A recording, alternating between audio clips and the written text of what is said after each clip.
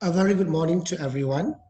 I'm Dr. Suresh Ramakrishnan, the Deputy Dean of Research, Innovation, Development and Alumni from Azman Hashim International Business School, Universiti Teknologi Malaysia. Hi everyone.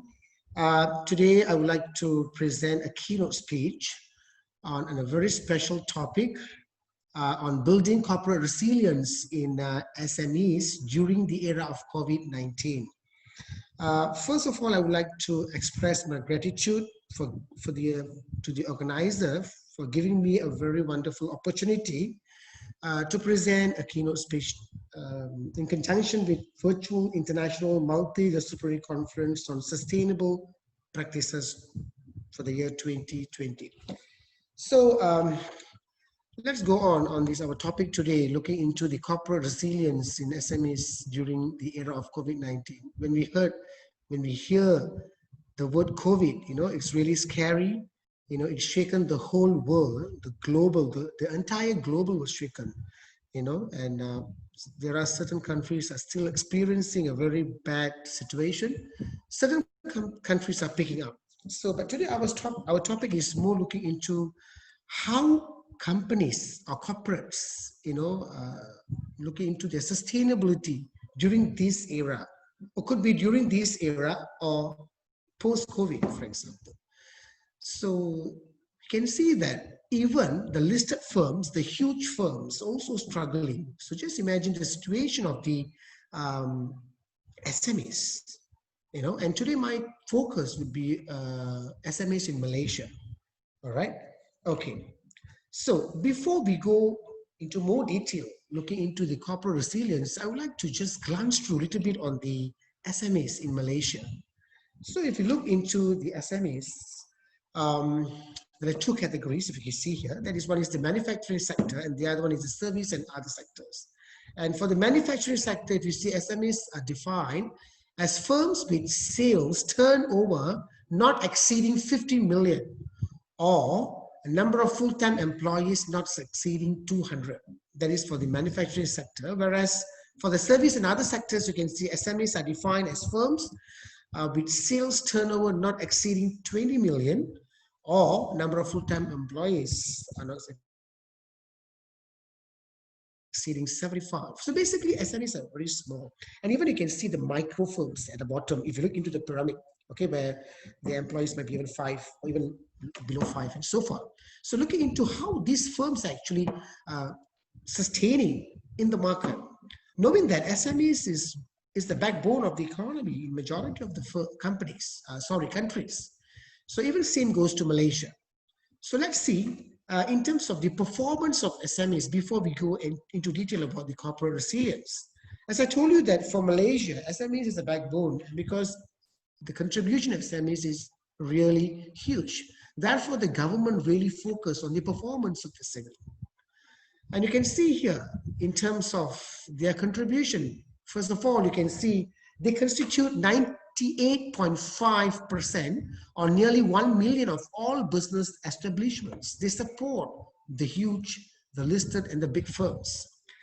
And in addition, you can see in terms of tourism, they generate 92.2 billion in tourism receipts, and 68.1% of SMEs are direct suppliers of large foreign firms in Malaysia.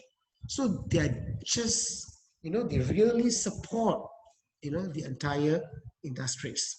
And you can see this is the data, if I'm mistaken, might be in 2018 because I couldn't get 2019. Even in 2018 or beginning of 2019, I would say 66.2% of the total employment actually is coming from SMEs. So if, let's say, just imagine if the SMEs is shaken, what will happen to the total employment in Malaysia? Obviously, the unemployment rate is going to increase.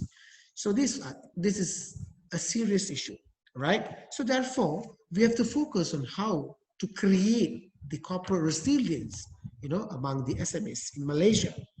Now, before we go into detail about that, let's look into the general scenario, the impact of COVID on certain sectors, So basically, if you see in terms of impact, that is looking into the negative impact on certain sectors, which is tourism and leisure, aviation, maritime, automotive, constructions and real estate, manufacturing, specifically on the non-essential, financial services, educations, and oil and gas. I think this is quite common to, across countries, right? If you see in aviation, it's really badly affected. There is no flights going because recently they just started with domestic flights.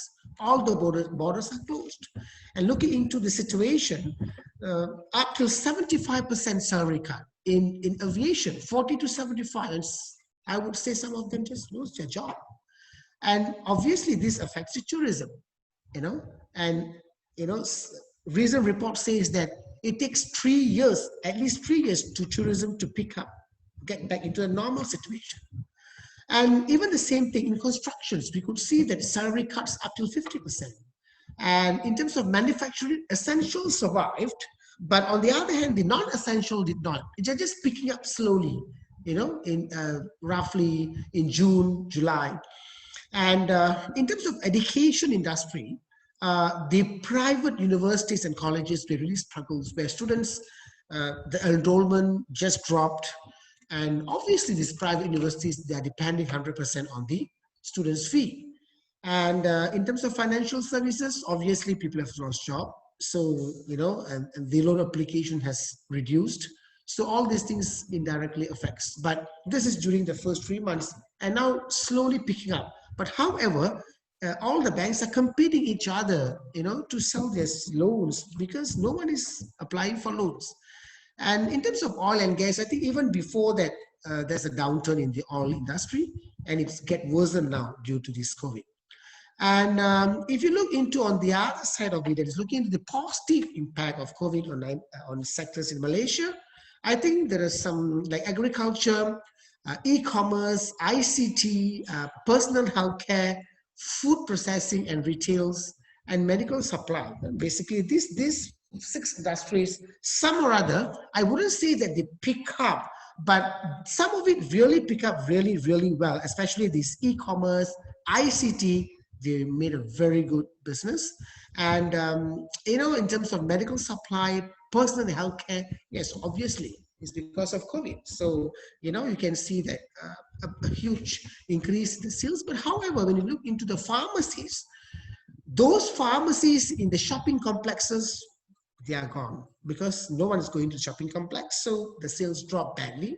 And even within a month from March till April, there's a drop of 30 to 40% of sales for those pharmacies, which is situated in the malls, shopping complexes.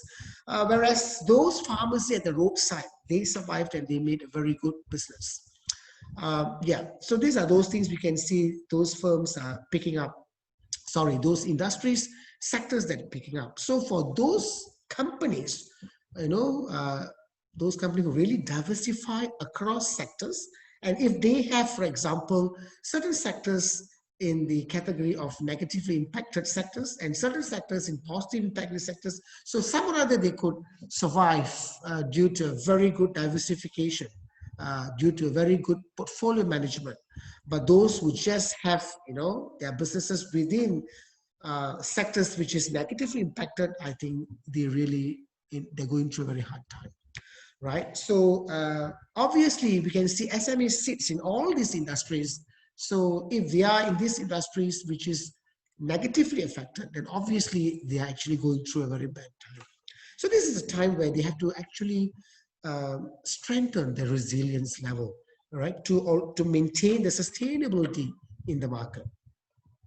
Now, I'm keep on using the word resilience. Now let's do what is corporate resilience. The word corporate resilience is basically ability to quickly adapt to disruptions while maintaining continuous business operations. So, if you are resilient, if you are really, strong enough, you can react quickly. You don't wait for certain instructions. You are always ready, to make sure that if anything happens, your operations continue as usual. That is what we call as corporate resilience. The company should have the capacity of an organization to adapt and to adjust to new environment. They must be very, dynamic. They can't be very rigid. You see, of course, we do understand during COVID-19, it's a new experience. But however, this is, I would say, a lesson learned. So this is, from this, we should actually try find ways, strategize ourselves and try to adapt and adjust to all this new environment, right? And the most important is the governance, actually, if you still look into this corporate resilience. All right, so it's basically the three key points you can see here: adapt new environment, and with a good governance and risk management, obviously the company could actually maintain the continuous business operations. So these are the two important things we have to always remember. No matter if it's SMEs or any corporate, they should able. One is able, ability. Number two, quickly, very fast. You have to do the changes, the adoptions, and then they have to adapt and they have to adjust quickly. And this can only be done if you have a very good governance and your risk management is strong enough. So obviously you can continue your business. So we would like to create this scenario, this kind of situation to all these firms in post-COVID. All right. Okay. Now, looking into this business resilience, there are 4 things that we have to focus on, which I've adapted in one of the in Google. Basically, this is one of the article looking into how a company should create a very strong business resilience, right? For example, resilience in terms of organizations, their resilience in terms of revenues, resilience in terms of operations, and finally resilience in terms of finance.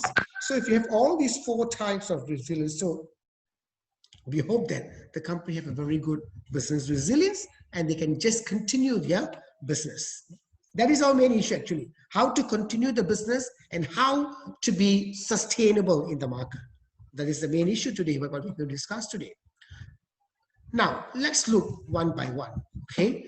The first thing is talking about the leadership resilience. Now, this is very, very important because this is talking about the leadership in terms of creating a good, not only creating, maintaining and strengthening the network of the stakeholders. During this kind of difficulty times, if you have a very good network with your stakeholders, you can just continue your business. When you have a very good networking with your customers, with your suppliers, and also the community, obviously, whatever disaster comes into the picture, you can still maintain and continue your business. But you have to fortify the network, okay? Therefore, you need to develop a very good communications plans, and you have to create certain protocols, all right? And avoid talking about things returning to normal. We're not supposed to talk about when it returned back to normal. No, just think about how we are going to go into the new norms. Okay, how are we going to adapt that? What are those things that we have to adapt? So that should be, you have to be very comfortable that, taking up the new norms. That's very important. So here, what I would like to emphasize is that you need to actually initiate and nurture a very good resilient relationship. So if whatever happens, the customers will come to you, because all the while, no matter it's a COVID or even post-COVID, forever, the initiations, a very good relationship, you and with your customers, will always bring a customer back to you, right? And you need to also look into your sales management system, all right? Whether it is, can you use the current sales management system into these new norms after this post-COVID? If you feel it is not suitable, then you have to find ways. You have to restructure, revisit them back accordingly, where you can make sure at the end of the day, you don't lose the customers, right?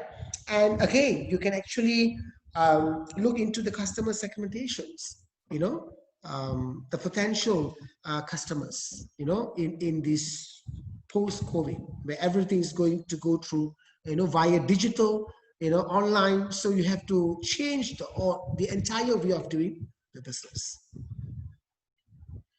All right, so that's about the revenue resilience, where you can see that, okay, how you're looking this leadership resilience and the revenue resilience, because it starts with your leadership resilience. And if you have this, you're very strong. Obviously, you can actually strengthen your revenue. Okay, your revenue resilience will be created.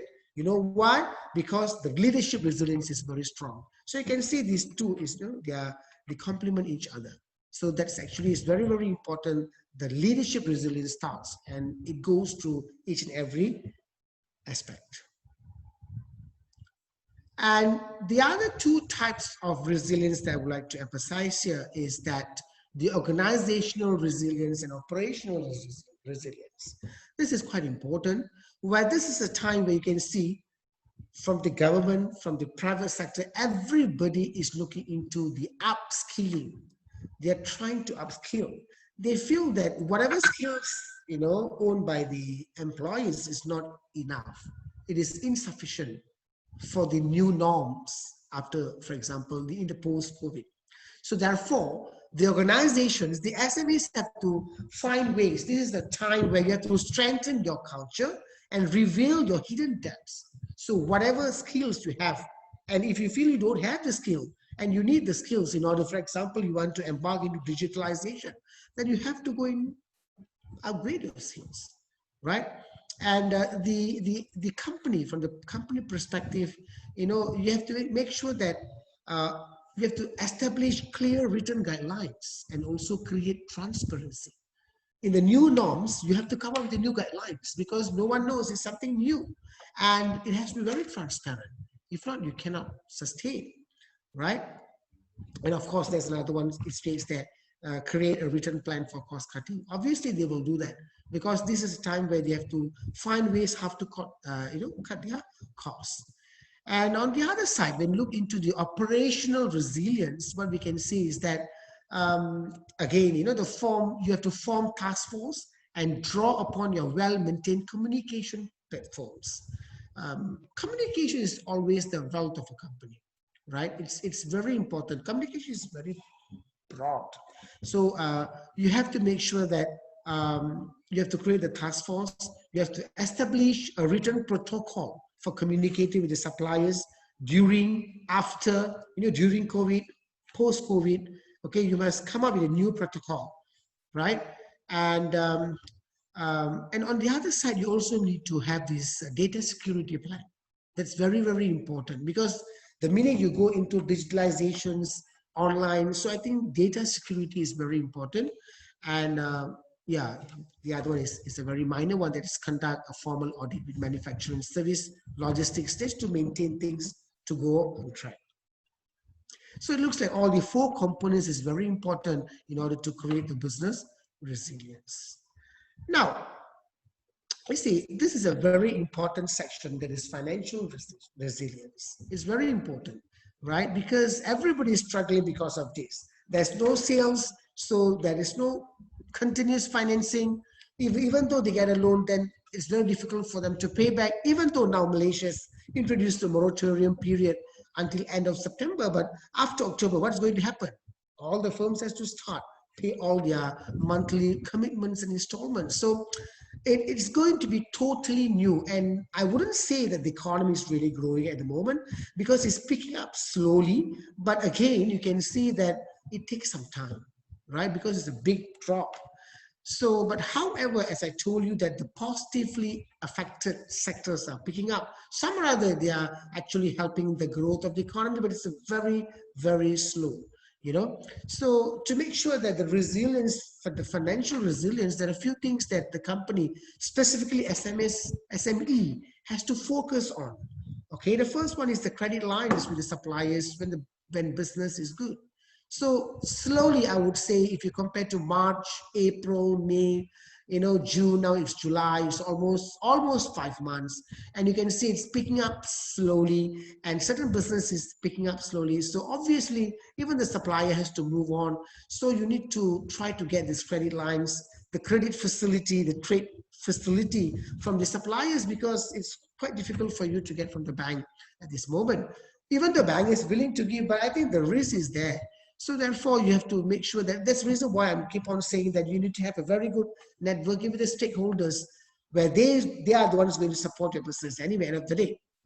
And you may introduce new payment terms for faster cash collections, providing discounts for early payments. So when you do business with your customers, that is with your supplier, and you may start with new terms. Do not give them a very long period of credit terms where they might not pay on time. So if you can give some attractive discounts, so obviously, you might get your payment faster, and that you can actually pay your suppliers on time, you know. And furthermore, yes, negotiation with the credit facilities, the bankers. Obviously, yes, the bankers are ready to give you the loan. So you have to see in terms of the interest rates and the commitments, in terms of how long you have to pay back. You have to be very careful in this period. If you don't have the ability to pay back, then you have to be very careful when you make credit facilities from the banks. And on top of it, this is a time where you have to really do a very good cash flow forecast to discipline your cash flows, because you have to keep track on the cash flows. It's very, very important for your sustainability. You have to revisit the operation cost, knowing that the sales is quite low. If you have very high fixed costs, even your operation cost is too high, then you have to, it will really drag down your profits. So therefore, you have to actually revisit and try to remove all the unwanted operation costs, And yeah, you can also request for longer payment terms or discounts from suppliers, the landlords, advisors. Some of the micro SMEs, they are very small business. Even the employees are not even 5 people, 5 employees. So, it's a quite small business, and you have to rent up the building and so forth. So there could be a certain level of negotiations in terms of discounts, or, try to a longer payment period. But again, it's not that easy. It depends on the other side. Even the landlords also need money. So I know it's a struggle, but you have to strategically think how to overcome this, and try to, if you couldn't get on this part, try to focus on the cash flow, for example, or try to focus on financing. But you have to find many ways, and to make sure that you continuously, proceed your business. Continuously proceed your business operations.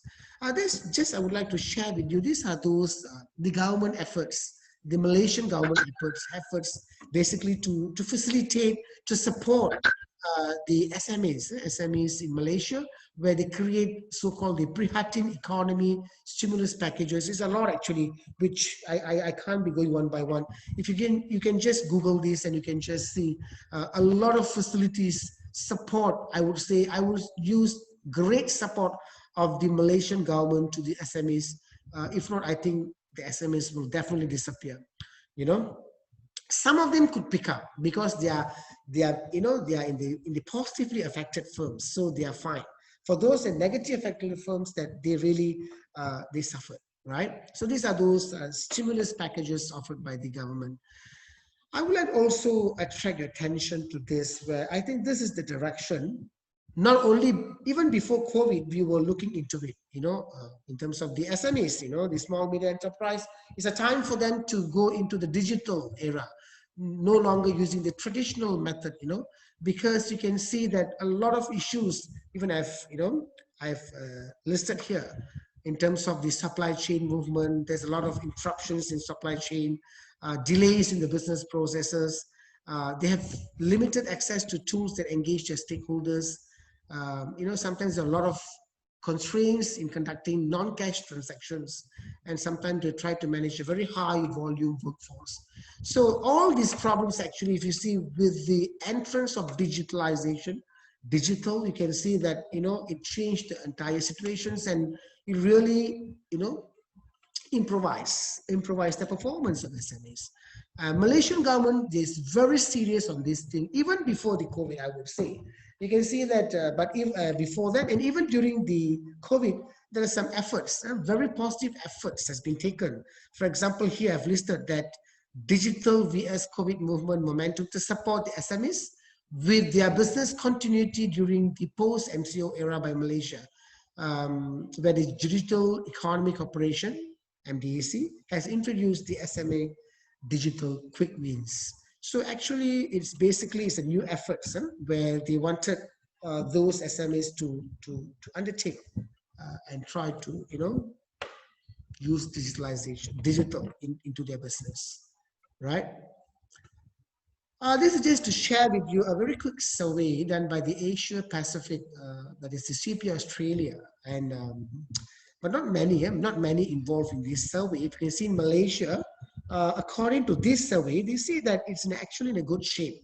But I feel that probably this is coming from all the positively affected firms, positively affected by COVID industries, firms in the specific industries, or those SMEs are financially sustainable. They're sustainable. That's why they could, maintain. So they can maintain a good shape to face the market disruptions. And this is only based on 300 Malaysian-based SMEs in the survey, participated in the survey, right?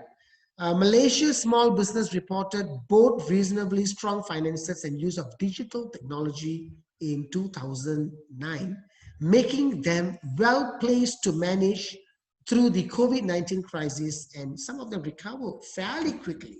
So now you can see it's just a quick transitions. Before the COVID itself, this is what we call as corporate resilience. You need to get ready. You don't have to wait until the COVID comes and then you find ways. It's too late. So you have to always, go with the momentum and look what is the latest things and try to change, upgrade your business. And this is a very good evidence to show that they were ready in 2019 with the digital technology. So when the COVID came in, they can just continue their business. So this type of businesses sustain. So this shows how the sustainability created, right? And you can see here, basically it's written here, over half, 51.7% of Malaysia small businesses in 2019 generating greater than 10% of their sales online. So for those already online, I think they didn't have a big issue.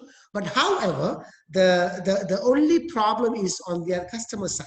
If the customers lose their jobs or salary cut, obviously they will reduce their purchase, even though via online. But if it's essential, then obviously the online business goes smoothly, and obviously those SMEs really make their good business, right?